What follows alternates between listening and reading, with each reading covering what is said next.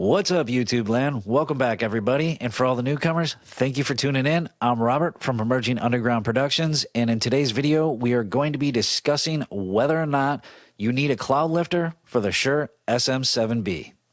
So you're a brand new, young, aspiring artist, or you're trying to start up a podcast, or you want to be the next biggest thing on Twitch, and you've looked at microphones and you've heard about the Shure SM7B, and that it's a great mic for an upgrade to your setup. And you've also probably heard that you're gonna have to buy a CloudLifter with it. Well, in this video, I'm gonna get into some things here into Studio One and show you whether or not you need to actually buy that CloudLifter. So stick with me, let's get into this video and let's take a look at some sound.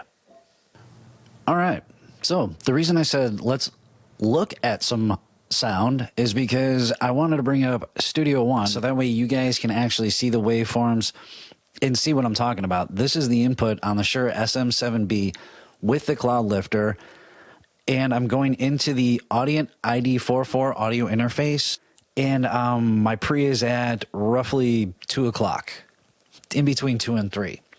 So as you can see, I'm getting some pretty decent, nice waveforms here, which means I'm getting pretty decent signaling with that CloudLifter.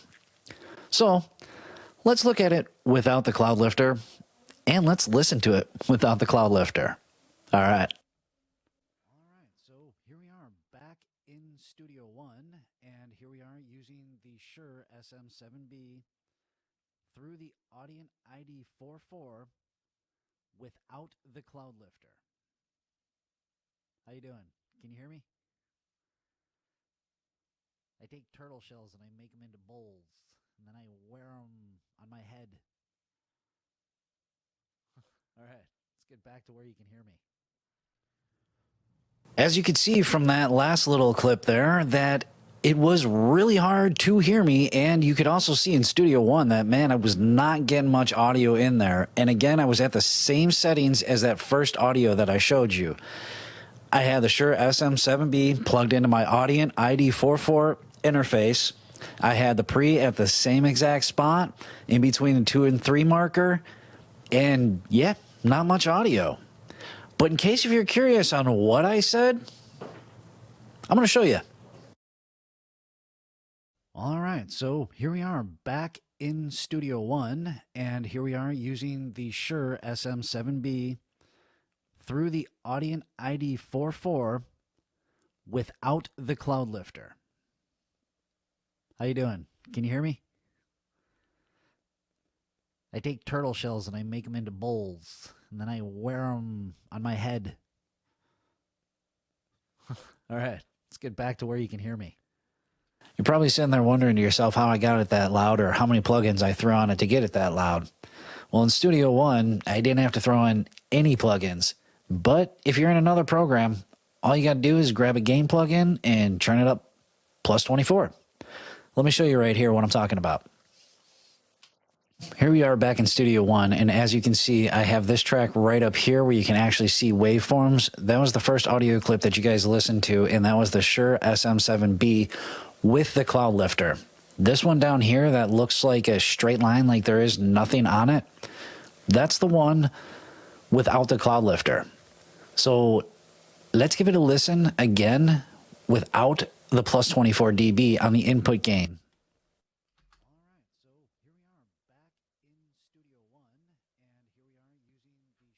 All right, I think you get the point.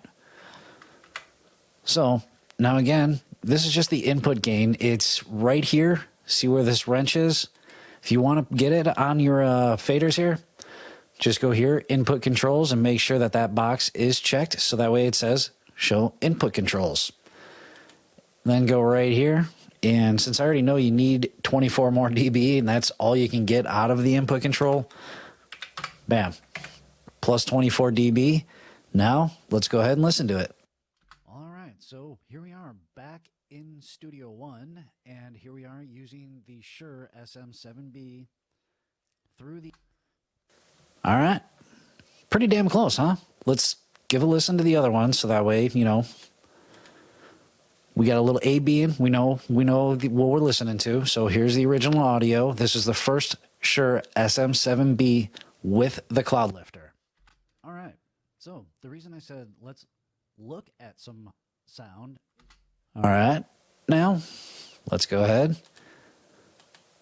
without the CloudLifter, but with the 24 dB on the input gain. The Shure SM7B through the Audient ID 44. That's pretty damn close, right? All right, let's try it with just an input gain plugin.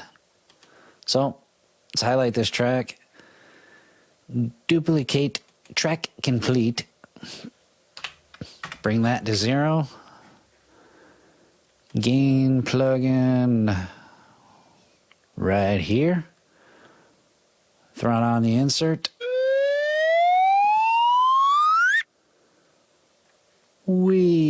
Oh wow, that actually goes higher. Well, let's do plus 25. See what that sounds like. All right, so here we are back in Studio One, and here we are using the Shure SM7B through the Audient ID. Well, it appears that all you really got to do if you purchase a Shure SM7B is just grab yourself either a gain plugin or use the actual input control on the fader there, on that actual channel, turn it up plus 24, 26 dB, and you'll get the same input gain that you would get if you threw a CloudLifter on. And the crazy thing is, and I was skeptical at first, I didn't think this was going to work, but it appears we're not raising the noise floor at all by doing that. It's literally just making it as loud as it should be. You know what? Just for the hell of it, let's go a little crazy here, and let's see what happens when we throw a little bit of processing on that Shure SM7B without the CloudLifter, but with the input gain at plus 24. And let's just see if we hear any more noise floor that would be, you know, just gross. All right. This Slate plugin here is pretty ridiculous when it comes to vocals. Let's go ahead and give it a listen. All right, so here we are back in Studio One, and here we are using the Shure SM7B still got some room to through the Audient ID 44 without the CloudLifter. I don't know, folks. Let's go one step further. Let's put that back up to the plus 3. Let's bring this guy up just to hear. I mean, I know nobody's really going to ever have their vocals that loud, but let's just to see if we get any more noise floor. Put a little more into that master. See if we hear any more of that noise floor. I take turtle shells and I make them into bowls, and then I wear them on my head. Nope. Let's have another listen. I take turtle shells and I make them into bowls, and then I wear them on my head. Well, there you have it, folks. Hopefully we've answered that age-old question of, do you have to buy a CloudLifter when you buy the Shure SM7B? The short answer, as we've heard today, no. That's it. The answer is no. You don't have to buy one. It's not mandatory. You will be able to get signal. You will be able to track. What you heard today is just me talking into the microphone.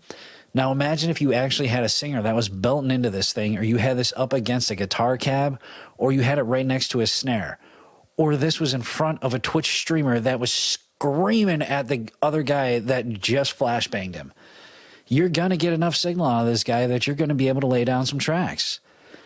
Now, obviously, I have a CloudLifter. I am going to continue to use mine just because having to go in and use the input controls or add an extra plug-in just to get some level when I already have it, to me, is just one extra step.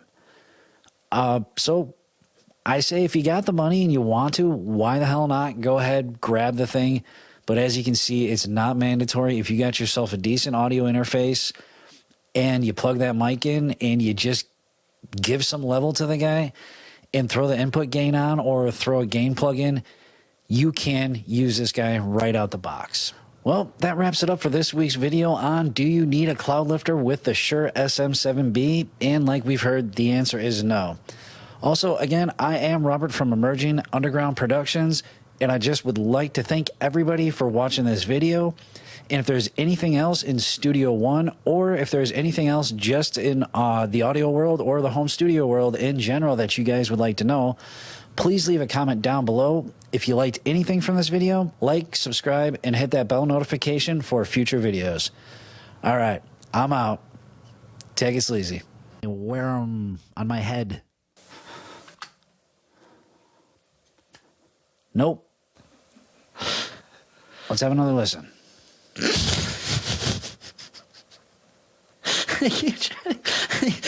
I seriously keep trying to go back to the beginning of that, but it just keeps going to that line. Oh, balls. Let's just, we're going to call it right there.